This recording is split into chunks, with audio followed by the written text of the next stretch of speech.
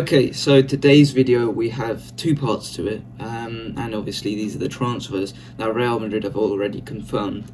In the first part, we're going to be talking about Jude and what he can bring to the team. Second part of the podcast today, we'll be talking about all the other three: Fran, Joselu, and Brahim Diaz. So let's start with Jude Bellingham. And this season, we've obviously confirmed that deal. I think we've done really well to get that transfer fee down. I think what was initially confirmed to be was 125 million was the rumours like a couple months ago, and I remember us saying that's way too much. He's a very good player. He's potentially generational, but it's too much money. It's simply too much money. And the fact is we got it down to 80 million pounds with add-ons as well to make it rise significantly higher. That shows us that we believe in his potential. And it's a good price for him right now as well. So I think I'm really happy with that deal in terms of money wise. We're getting a very good player. So in terms of money, what do you think of this deal? Yeah, of course, if you look at it 5 years ago or 6 years ago, that amount paying for him is a bit too much. But of course, football teams are making more money. Times is not the same as it was. So I have to say this is a good deal. And if let's just say he goes on to win many titles and have a successful Madrid stint, then it's going to be one of the best transfers in the club's history, because let's not forget that he is still 19 and he's now going to turn 20 before the start of the season. So he has a lot of time to show his value. Yeah, and in the case that he does flop and he doesn't succeed at Real Madrid, there, he's 19 and we can flip him back, because of the fact he's English, and we can definitely ship him back to England for a very good price. For a very good price, I think the English teams will be very happy to spend. Let's say he struggles, and then he could go to Everton. We can definitely make 40 million minimum back on a player like Jude Bellingham, just because of the English tax. So I think. Yeah, I don't think there's much wrong with this deal. I think it really does. It is very good, money wise for us. In terms of what he could bring to us, I think we've got to talk about the player first before the fit. And in terms of the player, I think he's just a fantastic all-round midfielder, really good in front of goal. 12 goals last season in all competitions, 5 assists also. And he brings a lot to the table. I've looked on FBref, and he's in the top 10% of midfielders in Europe for goals, XG, progressive carries, progressive passes, shots taken, passes into the penalty area, shot creating actions, goal creating actions, blocks, tackles in the attacking third, take-ons, fouls drawn. Like all of these are, it shows you that he can be the one to drive the ball up the field, but he can also play the ball and he can pass it out of the field. He can also take really good shots, as he's shown. Look at his goals compilation. He's scored some very nice goals. I think it was that one against Arminia Bielefeld where he dribbles through a couple of their defenders and just slots it in. It was really nice, that one. And he's good presser in the attacking third as well. He's really silky midfielder, and I think it's a really good player to bring in. People will have the concerns, and I think the main concern I would have is transferability from Bundesliga to La Liga. I personally don't think, someone like, we've been linked with Moussa Diaby. That's the reason I don't think Moussa Diaby would fit in La Liga, and I don't think we should sign him because of that. I think that is a problem that we could potentially have with Jude. Bundesliga to La Liga is definitely in terms of playing style, it's definitely a very big change. And so I'd be really excited to see him in tight spaces rather than being able to dribble into big spaces in transition, the type that Bundesliga have. So what are your thoughts on Jude Bellingham as a player? Yeah, of course, I must admit that in terms of from him and all our current options, he is the most direct midfielder that we have in the squad now. I think that we needed that because, of course, in some of the games we failed to, link the midfield to attack on many occasions without Benzema being at his best last season. I think that this transfer will definitely help us in doing so because he likes to make things happen. He likes to take chances forward up the pitch. Something I'm not saying that our midfielders are scared to do so, but it's just not the same profile. I think Modric would have done that maybe 5 years ago, 6 years ago. But I don't think he would have that capability to do so. So I'm happy with this transfer, not just because of the age and the talent, but of course I do believe that he has a lot of potential. I do believe that he has a lot of ability on the ball, off the ball. He works hard as well. I believe that he can slot in as a starter immediately because of how talented he is. And of course, we know that when you're a new player, you have to come in, fight to fight to gain your spot. But I think he's a player that we need. You know, um, Based on last season, based on the performances against City, he's a player that we need. To take that step forward, take that extra step. He gets goals from midfield, which is important. We don't have a goal scoring midfielder. Kamavinga isn't a goal scorer, even though he scored that amazing solo goal when he was playing in France, and even though he scored on his debut and he scored one against Sociedad, I haven't seen him scored since, if I'm being honest. So he's not the goal scoring type. Modric scores on occasions. Valverde um, would score, but he had a bit of a dip in the second half of the season in terms of his numbers. So I think we need Bellingham because, of course, he is much different to our midfielders. And let's be honest, in terms of the best young midfielders, 21 and under, is either Bellingham and Musiala. And who's attainable? Bellingham was attainable, Musiala wasn't, and we got Bellingham. So I have no issues with that. And it's not like he's like I said before, the same player as Kamavinga, Chouameni, or Valverde. Or I think he's a bit. I think, let's be honest, he's a bit more similar to Ceballos than any of our other midfielders. I think that's why I wanted Ceballos to stay, because I've constantly said, Ceballos is a kind of an all-action player who can fill in for anyone, um, if if need be. And I think that's what Bellingham is. He's a multifunctional player. He can play deep. He can play high up the pitch. I think that's what you need when you are playing for Madrid. You can just do so much in one. I think that's what's going to make him successful as a Real Madrid player.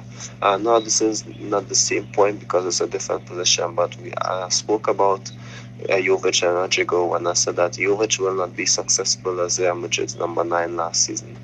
But Rodrigo will be, because Rodrigo can play in multiple positions. He's a bit more versatile than Jovic, and I think that's what's making you a successful player at Madrid. The versatility, the ability to do multiple functions. That's why Benzema was amazing as a 9, because he could have done so much. That's why Modric was successful. That's why Toni Kroos, who played high up the pitch when he just started, can adjust and play a bit deeper. You have to be able to be flexible, adjust, do multiple functions, and that's what Bellingham can do. And at that age, I can only see him getting better. Yeah, 100%. He's 19, and he's getting better at that as well. He's much more advanced than any of our midfielders currently, and that's obviously a huge plus because we are missing Benzema now, and Harry Kane's obviously now, I think, I'm not sure what stage it's at, but I think he's pretty certain he's going to go to Bayern Munich at this current moment in time. It looks pretty set on, and therefore that probably removes the only proper Benzema replacement, and gone. So I think we're going to have to adapt our play style, and we'll discuss Benzema and that stuff later on with the Joselu and the Brahim Diaz talk. But right now, in terms of Jude, I think he has to come in, and in terms of his role at the team, he has to come in and he has to be a starter. I think you pay 100 million for a guy who's going to be a starter. I think there should be no doubt about it, in my opinion. This guy he was one of the best midfielders in the world last year. He won the Bundesliga Player of the Year, I believe. I think this guy is a genuinely.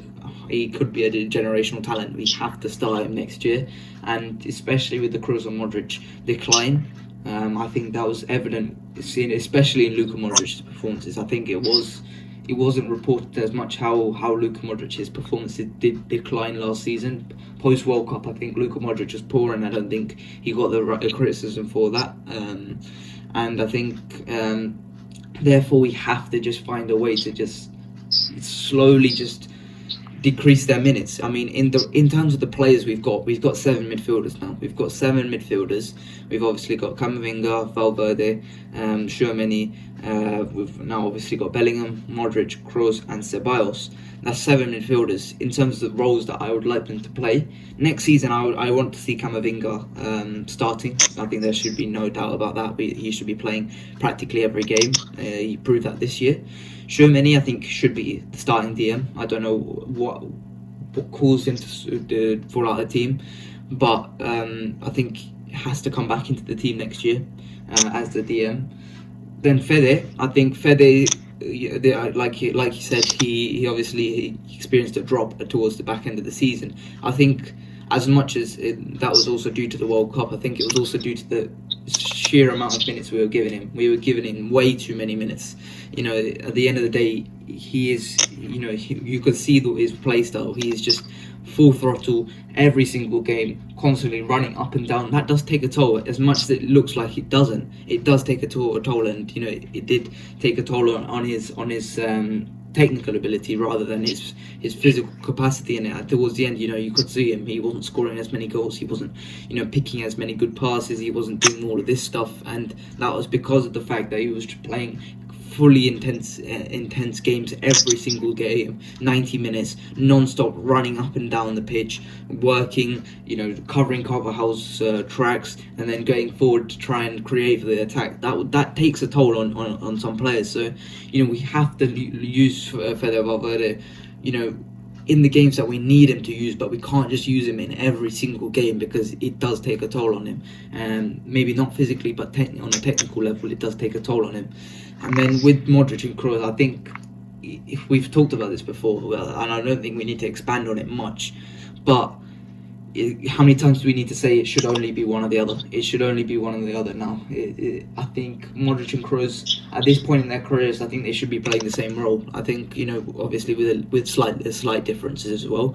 I think Modric should play that role he plays for Croatia, which is almost like a metronome in the midfield, just dropping in between the two defenders and just picking passes. We see him doing that so well for Croatia, and it works so well. I think that's the role he should play. It should either be him or Kroos to keep the control in that midfield, to keep the pace in that midfield, to keep the metronome in that midfield going. And I think that's the role that it should be, to be totally honest. I think Kroos can give us another year. I think Modric should give us another year before Modric probably goes off to Saudi and Kroos probably retires. So I think that should be the roles that they play. And then Ceballos should be, as you said, he can definitely cover across the board. He can definitely cover everywhere, and especially with the attacking deficit that we have now, where it looks like we're probably not going to sign another attacker unless Mbappe comes. I think certainly we have to explore the idea of playing Ceballos left wing. I think we've got definitely an excess of midfielders. I think we can definitely explore the option of playing Ceballos at left wing. We played him towards the back end of the last season against Sevilla. We played him at left wing, and I don't think he played too badly. I think he was quite alright, to be totally honest. I think that has to be explored, in my opinion. So, what are your thoughts on the roles of the midfielders, and what do you think our midfield role should look like towards next season? Yeah, I must admit that I believe that we have excess of midfielders, but I do believe that we haven't had no choice but to get them because the fit years of Tony and Luka would begin to get a bit unpredictable. I think it would have been foolish to decline the opportunity to sign Bellingham, despite the fact that we had a lot of midfielders. And if I'm being honest, I think that we needed Bellingham more than another right back. Even though a right back is important and we need one, I believe that we can sign. It's how do I say it? It's affordable and it's economical to sign not a makeshift right back, but a part-time. A stopgap is what I want to say. A stopgap right back. We can sign our dream signing. Maybe if Hakimi wants to come back, We can always sign a stopgap until then, But in terms of midfielder, we didn't decline the opportunity to sign Luka Modric when it came. We didn't decline the opportunity to sign Tony or Kamavinga when the opportunity came. Luka and Tony have been there for almost 10 years, I believe now. Well, more for Luka Modric, and Toni Kroos is heading to his ninth to 10th season.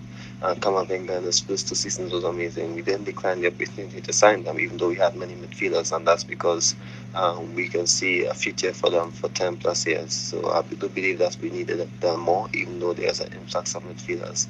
But the good news is that a lot of our midfielders are versatile.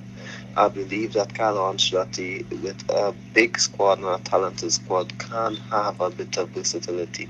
I'm not too sure if people forget this, but in 2014-15 season, he played a 4-4-2 formation when Bale was injured, and it was Benzema and Ronaldo up top, with James as a wide midfielder and Isco on the left as a wide midfielder, Kroos and Modric in the middle. And I believe that we have a lot of versatile midfielders who can do so. Like we said, Ceballos can play in that wide position, and Isco played, Valverde can play in that wide position.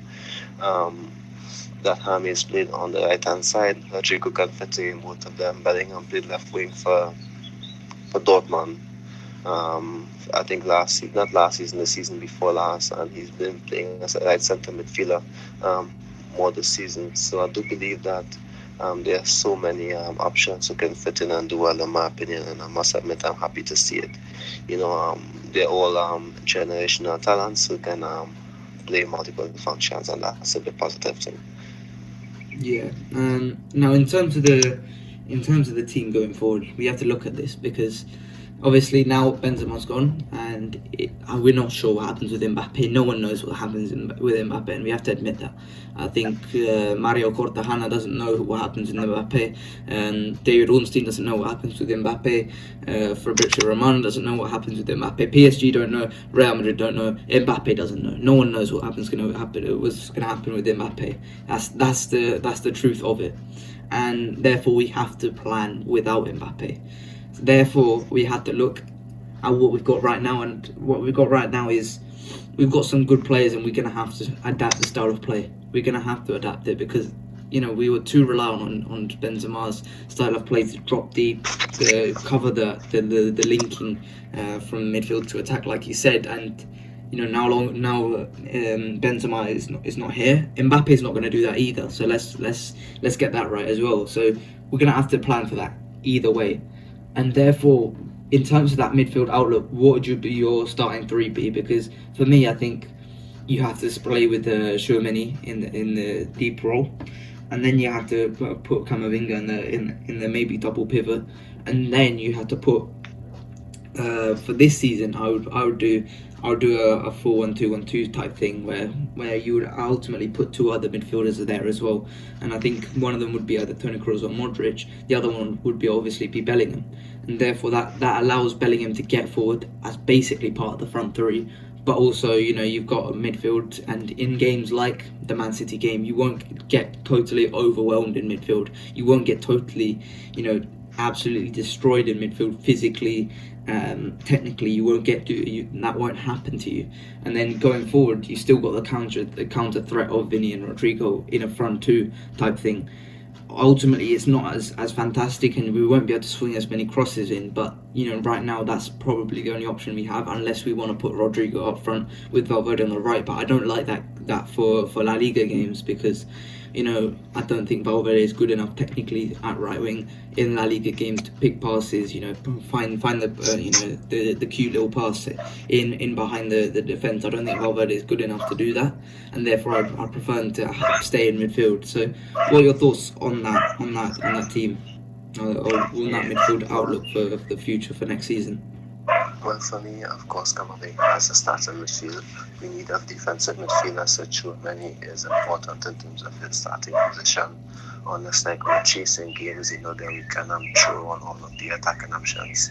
For me, Toni Kroos, for me, sometimes in top games, you can see how important he is when he has the ball. He just calms things. In the first leg against Manchester City, he dictated that entire game. He was key to that. And then sometimes he isn't at his best, but I believe that he is a player who needs to be on the pitch in a lot of games because he can dictate whether the team plays fast or slow. He can keep the ball in difficult times. He can push attacks forward. He can jump deep and calm things down. I think that's something that we don't have.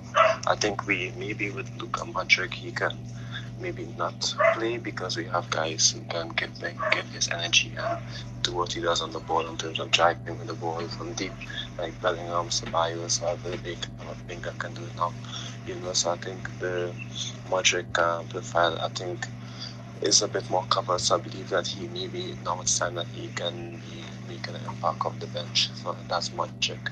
So I do believe that we need a defensive midfielder such Chouameni or Camavinga. I would say Chouameni and Camavinga and Toni Kroos and Bellingham playing higher up. Yeah. Okay. Okay, that's just it. I do believe that maybe Valverde or Bellingham can play higher up. Of course, we need to play with a striker and a bit more versatile players who can help that striker. Yeah, I mean, yeah, like you said, we need to play with the versatility up front, and at this moment in time, we don't have that option. But we're gonna have to wait. I don't think we're gonna get a striker other than Mbappe this summer. So we're just gonna have to wait next summer. We're gonna have to find a solution, and I think we'll discuss that more length. But if you do have a question about Jude Bellingham, just drop it in the comments, and I will answer it for you. But yeah, that does wrap up the section. This first section. Join us after this short interval. Okay. So, the second part of today's podcast, we are obviously discussing the other signings that we have made. Less significant, but still, they're going to make they're going to have a huge part next season, no matter what. And we're going to start with Fran Garcia, because this is a guy who's been linked with us for a hell of a long time now. I remember discussing this in January, and we were saying, I don't understand why we haven't signed Fran Garcia, because we are a huge problem with our left backs. We have only for Furlong Mendy, and you can't trust Furlong Mendy. And the solution was, from then until the end of the season, play Camavinga at left back, which obviously worked well in some games, but in some games, defensive issues were exposed of not being a left back. But now we've got a guy, Fran Garcia, who's one of the most exciting left backs in La Liga. He's really, really good going forward. Really, he's quite good defensively, and that's a solid player for us to bring in at this current moment in time. We're obviously discussing Furlong Mendy and the issues that Furlong Mendy has had injury-wise. So let's discuss that. I mean, personally, I like Furlong Mendy, and I think he's a really, really good player. And if it was down to me, I don't think I would sell him unless a good offer came in. A good offer being above 30 to 45 million, I would say, is a good offer for Furlong Mendy. And I think some clubs would be intrigued by that. But the problem is his injury record, and his injury record is totally appalling. It's not like little small injuries. It's constantly big injuries, big muscle injuries, or broken injuries, or something like that. Big injuries constantly happen with Furlong Mendy, and it really does take a toll on us because he's our only natural left back in the squad. That leaves us to having to play with Nacho or Camavinga, which either exposes attacking flaws when we don't have when we're obviously playing Nacho, or defensive flaws when we're playing Camavinga. When we're playing with Furlong Mendy as well, you don't need to mention the obvious attacking incapabilities that Furlong Mendy has as well. He cannot get forward. He doesn't know to overlap. He doesn't know to help Vinicius. And you saw when Camavinga played, Vinicius' output increased so much. So, what are your thoughts on Furlong Mendy, and what should we do with this guy going forward? You're muted, I think. Yeah, I would sell Mendy, and that's mainly because Alaba doesn't want to play left back. If Alaba was willing to play left back, I would say, you know what, I don't think we need Mendy because we have a lot of options. Or even though we have Nacho, I believe that Nacho, of course, he offers attacking output sometimes, and he's a bit hit and miss at left back. He would play really well, then he would be destroyed by a quick winger sometimes. And at this age, you can't switch that. You just have to, try your best and cover him, and let him fill in the gaps when it's available. So because of that, I think that Mendy can still be a good backup to Garcia, because I believe that Garcia has to be the starter. because he can push forward. But Mendy, I don't think that we're going to get a lot of money for him, and that's typically because I believe a lot of clubs know that he's on the market. So we're not going to get maybe anything more than 20 million for him if you want to sell him. I do believe if you don't have him in your plans and you maybe want to look to the future and sign Davies, then I believe just sell him, even if it's 20 or 15 or 10, because we're having issues selling players as of late. Who are not part of the plans. I'm being honest, we're having issues offloading them.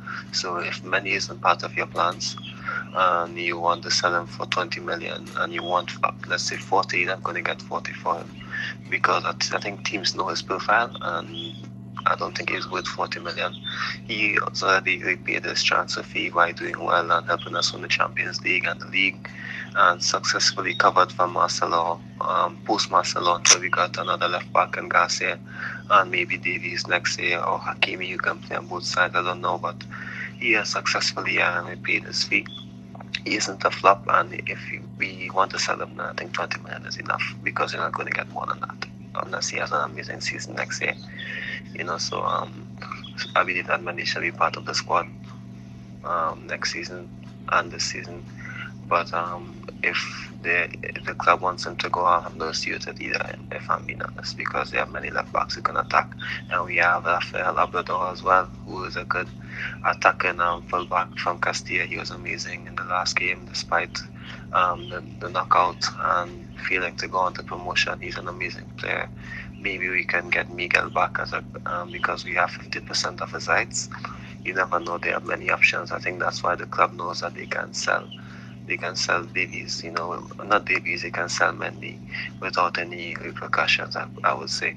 But for Garcia, in my opinion, he's young. He can attack. He can take the ball forward. So I think everything just points to him as our starting left back next season, doesn't it? Yeah, I've made my thoughts clear on Davies. If you can get him, you get him, because he's a generational left back, and in terms of helping Vinicius, that left wing duo would be something. It would be something. And yeah, the problem is I've made my thoughts clear on Real Madrid's selling issues in the past. The fact is, you look at Barcelona, somehow they're shifting someone like Clement Longley. Let's take him for example. We said this last summer, they shifted him on loan to Tottenham. Now it looks like Tottenham are going to get him for 10 million. I really don't understand how Barcelona are doing that. And if you compare, 10 million for Clement Longley, and we're only getting 15 to 20 for Mendy, that's ridiculous. I think our selling department should be doing much better. They should be getting a lot more money for someone like Ferland Mendy, who is a very good player. He's very good defensively, and yet we're not getting anything for him. Also, we must have a look at Saudi Arabia, because hey, they could look at Ferland Mendy and say that's definitely an option. But yeah, enough on Ferland Mendy, and just look at Fran Garcia, because this guy he's a very good player. 2 goals, 3 assists last season for Rayo Vallecano. They were a very solid side. Started the season on fire, but then fell off towards the end. He was very good last season. He scored goals against Barcelona and Atletico Madrid, and then he got man of the match versus Barcelona and us, of course, last season as well. He is a big game performer. He's shown that for Rayo, countless opportunities. But I think his best attribute is actually on the ball dribbling, because in terms of everything else, I don't think he's truly remarkable in terms of crossing, or in terms of defensively. I don't think he's exactly generational in terms of that. But however, on the ball, progressive carries, 4.83 progressive carries per game. And then he's second in terms of progressive carries total in Europe, only to behind Vinicius Junior. I think that shows you this guy can carry the ball forward, which is something we've seen Mendy struggle to do. He can definitely link up with Vinicius Junior. Obviously, I would have questions about his on-the-ball ability in a possession-heavy team in La Liga, but I think he can definitely help us get more output out of Vinicius, and especially in this season next year when we don't have Benzema, we're going to have to get more output out of the left back and right back, and we're certainly not going to get more output out of Dani Carvajal.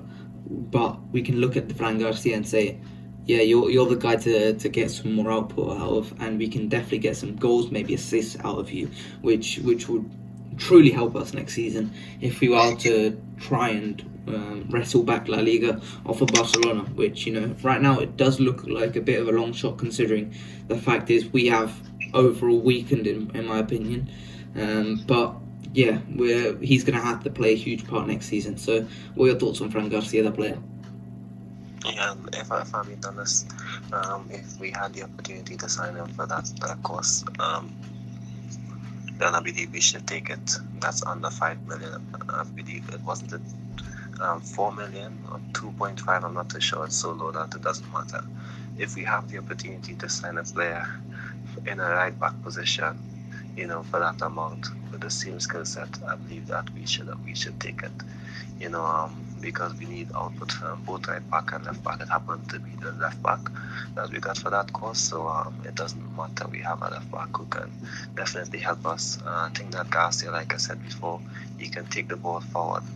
He has a lot of energy, and he likes to link up as well with his winger and support his winger, something that Mendy doesn't often do. And I think that he can do it, but it's not something that's in his first skill set, if I'm being honest.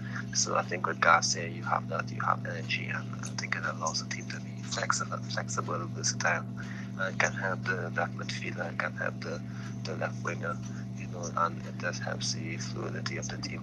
I don't think that our left back should be as skilled as Marcelo or have the ability to send in balls in the box like Marcelo or dribble like Marcelo, but the energy is important, the tactical awareness is important, which he has. So I think that's definitely going to help us to take one step forward. And let me just make a point. In 2016, I was looking over some Madrid games and some Madrid goals. The goal against Barcelona when we won 2-1 in the 15-16 season. I'm not too sure if you remember that. When we won at the Camp Nou and Cristiano scored the winner. And it was Dani Carvajal who took the ball from right back, or a dribble from right outside his box, past the halfway line, then released it to Bale and Hesse, and to Hesse, then Hesse played it into Bale, and the dribble from Carvajal from deep was important to the goal. And I think that's something that Garcia can do in terms of taking the ball forward. And Carvajal no longer would be able to do something like that. So that's why we need someone like Garcia to do it on the other side. So, of course, it's important that we sign him. I think when I saw that goal, I think it's going to help me remember what Garcia can contribute to this team, because he's done it last year for Bellingham. And of course, if Carvajal can do it, and maybe it's time, we trust the left back to start doing it more, because those individual moments is what contributes to goals, as you saw from the Camavinga pass to Vinicius against Manchester City. You need your fullbacks to have energy and the ability to take the ball forward if it's possible. So yeah, I think it's definitely an amazing signing for that coast. Yeah, and if you've got any questions like you do with Jude Bellingham, put it down in the comments. I will answer it for you as soon as I can. Let's move on to. I think we should deal with Joselu and Brahim Diaz as a unit, because it is falling into the problem that we have in attack. Because like we know, like it's been very obvious for us, Benzema and Asensio both leave. You bring in, assuming that we don't bring in Kylian Mbappe, these are the only two that we are going to bring in for the summer. We have brought in Joselu and Brahim Diaz. These two are, let's say, Joselu is a solid La Liga player. We know this. We've seen him for a couple of years now. He's definitely a solid La Liga player. Brahim Diaz, at points he was truly excellent for AC Milan. I think it was last year or the year before, 21-22. I think at the start of the season he was fantastic. Then he got COVID, and then he looked like he couldn't reach those heights ever again. And that was a huge problem for Brahim Diaz, finding that consistency. There was points where he was fantastic for AC Milan. He was the number 10 for them, and he was really, really good. But he really struggled at points as well. Going missing in some games, and just not really helping at all AC Milan. In the semi-final against Inter, he really didn't really contribute in that game at all, in those games, I should say. And this is the guy who we're going to try to replace Asensio, because let's be honest, this guy, replacing Marco Asensio is practically impossible, because he's going to score 10 goals a season for you off the bench. And I don't think Brahim Diaz has the quality to do that. However, saying that, he can definitely dribble. We know that Brahim Diaz can dribble, and we know that he's a cheap option here. We know that we can wait another year. I think we can definitely, because there is no other option on the market. You can't look at most of the DRB, and I don't think he's exactly reliable for that either. There isn't many options on the market, and therefore you're going to have to improvise, and Brahim Diaz is improvising here, because you know that he can definitely impact games. You know he has the quality to impact games, and I think in terms of that, I think you can definitely adapt your play. Also, with us looking at the fact that I said I'd prefer to us to play the Vinicius Rodrigo front two type thing. I should also say, I think, playing Jude as a number 10, you could also play Brahim Diaz as a number 10 as well then, and I think that becomes a little bit better for you as well. So I think Brahim Diaz, I think, is completely fine. I think to come back, I'm fine with him coming back, to be totally honest. But I do have concerns about him replacing Marco Asensio. And then with Joselu, I think I was fine with Joselu coming in. I was more than glad with Joselu coming in, to be totally honest. As a Mariano replacement, I was very happy. But then, as a Benzema replacement, things do get a little bit ropey, because last season he was really, really good. 16 goals last season. Espanyol were relegated, but you can see where he can contribute for us. Defensive corners and attacking corners, he can help us. Scoring goals or clearing them. He was actually surprisingly high in terms of his clearance statistics as well, which is a bit weird. But 2.11 fouls drawn as well. He wins a lot of fouls. 5.24 aerials won. He's really, really good in the air. Just if you want to, win games, you can just swing crosses, and ultimately that's going to be a huge part of our game next season, in my opinion. We're going to have to win a lot of penalties next season, because Joselu can score pens.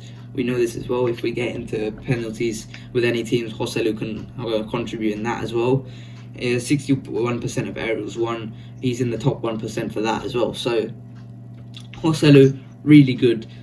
He can score goals. Ultimately, he can win headers, and in the last 10 minutes of games, put him on, swing the crosses in, he'll get you a goal. That's ultimately what I look at. And then if you look at the other options that we have, then you're gonna have to look at Fede, put him on right wing permanently. I don't like that option personally, but we have to consider it at this point. And then the other two options we have are obviously looking at Alvaro Rodriguez as a genuine first team player now. I think that has to be done now, because we have one striker in the team otherwise. And then the other option is Sergio Ribas as the backup left winger. I think he can't play in the Castilla next season, too old. Therefore, he has to play in the first team or go out on loan. I think there is a real opportunity for Sergio Ribas to make his mark. He needs to impress in pre-season. He needs to impress Ancelotti, and I think he can do that. I think he has the ability to play for the first team. He's shown that for multiple years now.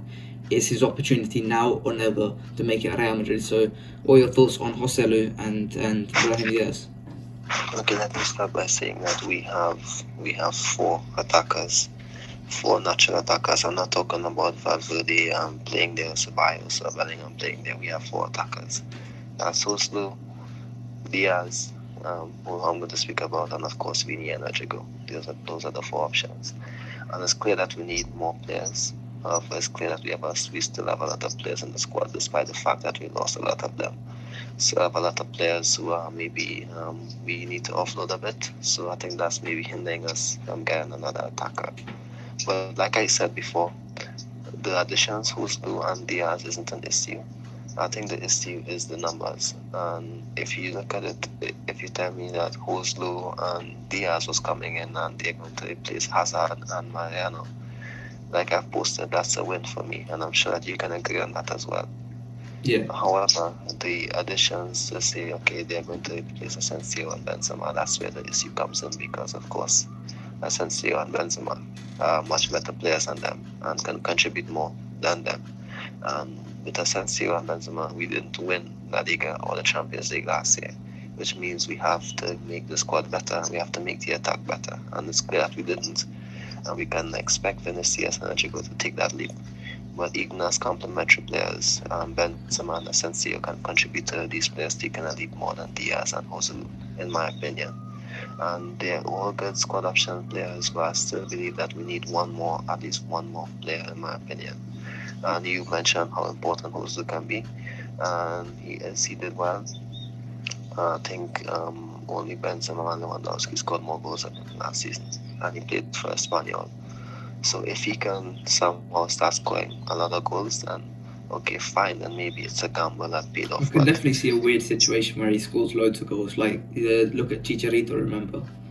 yeah, I mean, I think with Javi Hernandez, I think the big difference was the fact that our number 9 wasn't our main goal scorer.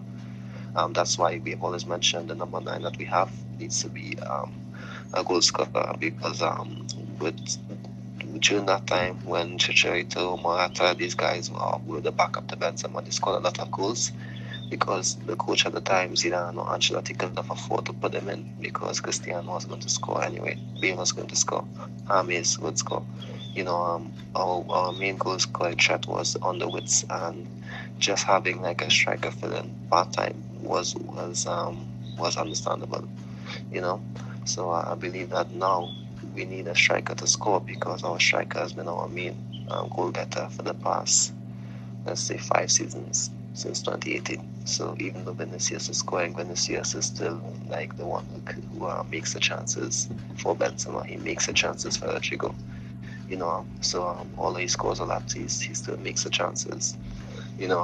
So I still think that we need a striker. I think that's what we are missing out on. And if you wanted Vinicius to maybe take that leap and be the main guy and Rodrigo to be the second main guy, then you still need another striker who can still facilitate play and help out, but still maybe get 10 goals for himself. Because we need goals and we need more options. Because if one player goes down, then that's the seals. And in addition to the Castilla guys, I still don't see it. Ancelotti would play Ceballos and Valverde as wingers, overusing some of them. Even next season, I still believe that. And I still believe that Rodriguez can maybe fit in somewhere. But it's difficult to see if Ancelotti's going to trust him if he's having a bad spell. It's difficult to see Harry Basket in game time. If I'm being honest with you, I believe that he should go. If it's up to me, or if you're 21 years old and you're contributing well, and the club's not finding a place for you, like Harry Basket, I think he's going to be 22 or 23 next year at the start of the season. Then I believe that he should go if he isn't being trusted. I think Castilla should be for the 21-year-olds for the most, if I'm being honest. If they're not going to play in the first team, no matter how good they are, then we should just maybe sell them and not waste their time, I guess, and be living in the Madrid dream. Because of course they're good enough, but of course they're not going to be used, in my opinion. I think that's why maybe I said, I would love to have like a coach like Xabi Alonso or Nigelsmann, or not because I don't like Ancelotti, but because I believe that we are missing out on a good core of players this year from Castilla who is not going to be staying due to the fact that they're not going to the second division. We are missing out on a lot of them and maximizing their potential at this club. And I do believe that we're going to see in 2 to 3 years at least two of them playing well elsewhere. So I do hope that the club can dip into the market because we need at least one more attacker. But I don't think they're going to, unless it's Mbappe. So that's my concern, and that's why we have to hope that Bellingham does well. We have to hope that Valverde can continue scoring from midfield. So let's see what happens. Of course, I'm happy with the additions. I have nothing against Joselu and Brahim. Diaz, amazing additions. They're going to contribute more than Hazard and the other one, the other number 7 before Hazard. I think you know what I'm talking about. They're going to do more than them. But of course, to expect that continue what Benzema and Asensio did is a tall task, no matter how good they did last season in relation to Joselu. So for me, I think Joselu has to start if we don't sign another striker, because we need goals, and of course we need that figure point on top. I think we need the figure point on top to set balls, and if we're losing, just to allow Vinicius and Rodrigo and Bellingham and all these guys to move about the pitch, because we need that figure point. So I have no issue with signing these players, but I do believe that we just at least need just one more, in my opinion. Yeah, I agree. But if we don't, and that looks to be the situation, I think it's down to Ancelotti. It's down to Ancelotti. I've said this to you as well, privately. I said, remember the 1920 season where we had one capable attacker. Eden Hazard was, you know, Eden Hazard, and then you looked at Rodrigo, inconsistent. Vinicius couldn't hit the broadside of a barn. And all of these guys, you only had Benzema scoring goals that season. Zidane looked to that approach. He put the defense first. And we conceded what it was a record low for Real Madrid. At least I think it may have been a record low for La Liga, but that may have been broken this year by Barcelona. And I think we were just defense first, precautious, and we were winning games 1-0, 2-1, that type of thing, where Benzema was the top scorer, then we had Ramos, then we had Casemiro as the top scorers, these guys. And I think we have to do the same this year as well. I don't mind. I don't really care if we wait one season for Mbappe. I don't really care if we play that way. I think Ancelotti has to show ability to adapt, because we have to take a leaf out of Barcelona's book once again. We have to be solid at the back. We have to find a way, because that's where we lost last season. We lost last season because of the defence, not because of the attack, because we were better than Barcelona in the attack, but we were conceding way more goals than Barcelona. Barcelona won 11 games 1-0 last season, and that's what won them the league. And that's fair enough. That's fair enough from Barcelona. They won the league because they were really solid defensively. We've got an equivalently as good as we've got an as good goalkeeper as Barcelona, an even better goalkeeper than Barcelona with Thibaut Courtois. We've got good defenders. They should be able to keep the goals out, and yet Ancelotti hasn't found that way to keep the goals out. We need to find a way to do so. We need to play defense first next season. Find a way just to make sure that we defend, and then we've got two guys up front in Rodrigo and Vinicius Junior to go ahead and get us those goals, be the main men, because they're going to get that pressure either way. I think that was your main reservation about it, but they're going to get that pressure anyway if we don't sign Mbappe. They're going to have to have that pressure of being the main men without Karim Benzema, and I think Vinicius will take that on board. I think Rodrigo will take that on board, and they will score the goals that we need to score as many as we need to score, because that's going to be the case of what happens next season. We're just going to have to score enough goals rather than score a surplus of goals. So what are your thoughts on that? Yeah, I do believe that Vinicius and Rodrigo will be under some pressure, to contribute, but I do believe that they have enormous potential, and they're both confident players. Rodrigo, we can see when Vinicius and Benzema isn't there, he's the one who's trying to make things happen.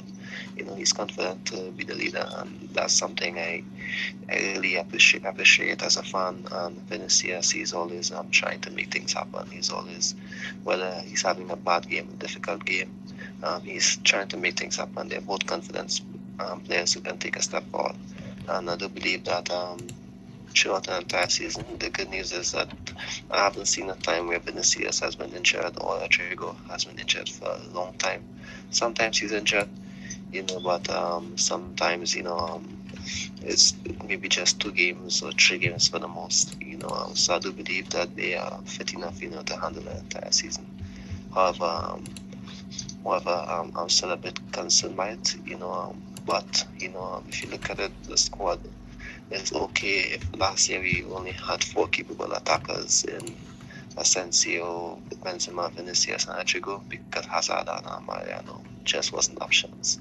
So I believe that this year is basically the same thing. At least we can use some of the Castilla guys and see what they can do. And like you said, these guys need to show Ancelotti what they can do in the pre-season before anything happens.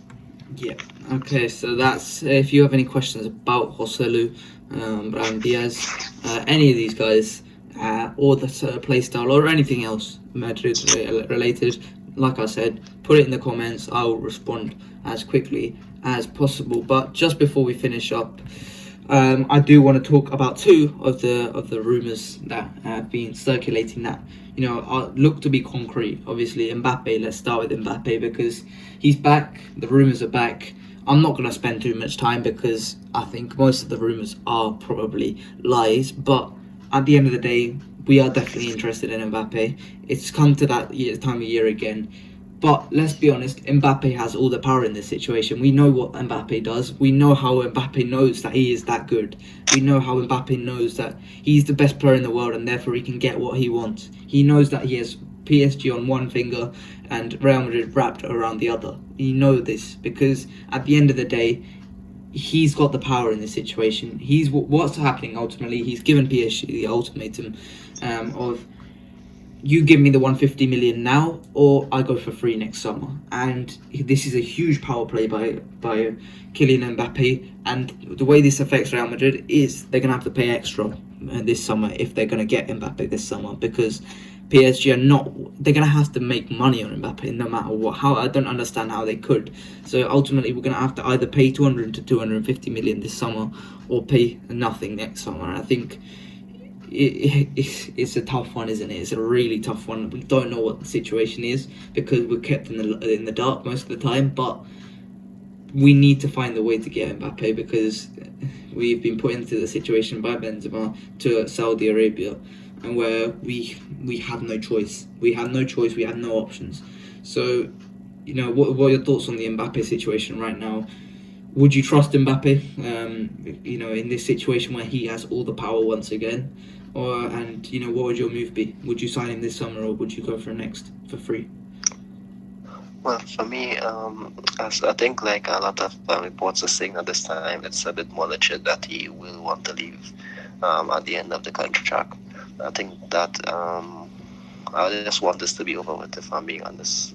For years and years, I'm hearing about Mbappe, and for the past 3 years, it's been a bit stronger. But I do believe that, I would just like the situation to be over with, just so we can know how the squad is going to look like in a couple of years. I do believe that we need to know exactly who we're going to build this team with, and I believe that if we can get him this summer, then I believe that we should. It's difficult to trust the will of a player in 2023 when there are many teams who can offer a lot of money, and there are many teams who are fighting to win big titles.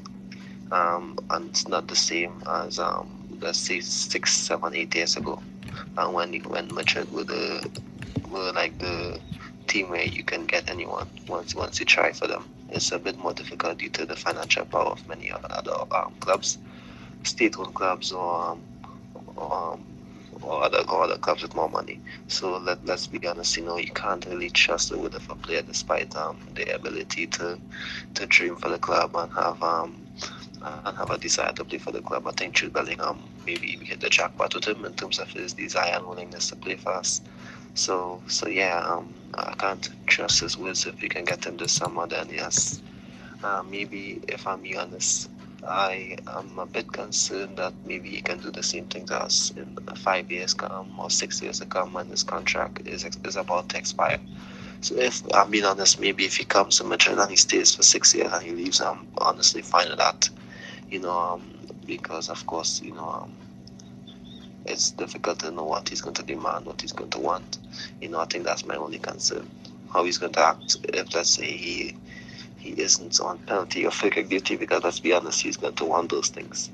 And maybe there are better penalty takers than him, and there is better free kick takers than him.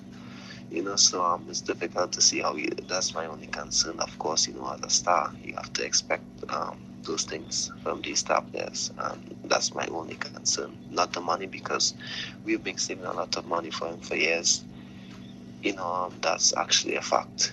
So the money isn't the most concerning thing to me, because even if we wait till next year, we still have to pay him a lot on like sign-on bonus and even a loyalty bonus for him choosing us. In the contract, it's going to be a lot of money we pay him, whether this year or next year. So I would just like us to get to it. Yeah. Let's move on to the next player, and this is obviously the final part. In the last, I'd say 2 to 3 days, there's been a heavy links with Arda Güler. Now, I remember last year, me and you discussed him on a more transfer section, and I remember saying he's a very talented player. He's really highly regarded amongst the Fenerbahce fans and the club itself. A season later now, basically, and he got a full year of first team minutes. Basically, first half of the season he wasn't really getting that many minutes, but the second half he was a starter. And when I tell you this guy he's probably the best talent to ever come out of Turkey. I don't say that lightly. It's either him or Arda Turan, actually. And you remember how good Arda Turan was, initially. I don't think he's that much of a crazy guy as Arda Turan was, but Güler he's extremely technically gifted. This guy is so good on the ball. His passing is genuinely fantastic. His vision is fantastic. His actual ability on the ball, his first touch, he's so technically gifted. His flair, everything about him is really gifted on the ball. And he's good in front of goal. He can take free kicks. He can take corners. He can do absolutely everything. He's even a leader.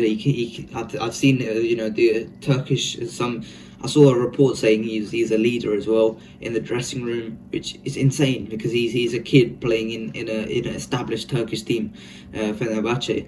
And although I think the main concern I would have is his athletic capability and his physical capability, because while he is 5'10", I think he's 5'10", he might be 5'9" or something like that. He's in or around 5'10". While he's 5'10", he's really skinny, and he's not exactly the quickest. He's not the fittest. He's small, but that makes him nimble. He's just a fantastic player, and I think if we don't pay the 17 million, which is at the end of the day, it's 17 million euros. It might be. I'm not sure if it's euros or pounds, but I think it would probably be euros. 17 million euros. I think it would be a huge regret if we missed out on him, because the clubs in and around him, other than us, aren't exactly pushing for him that hard. So I think right now I would go for Arda Güler, and I think it would be a really good player, because not only can he play in the midfield, because in a few years' time we're going to lose Modric and Kroos.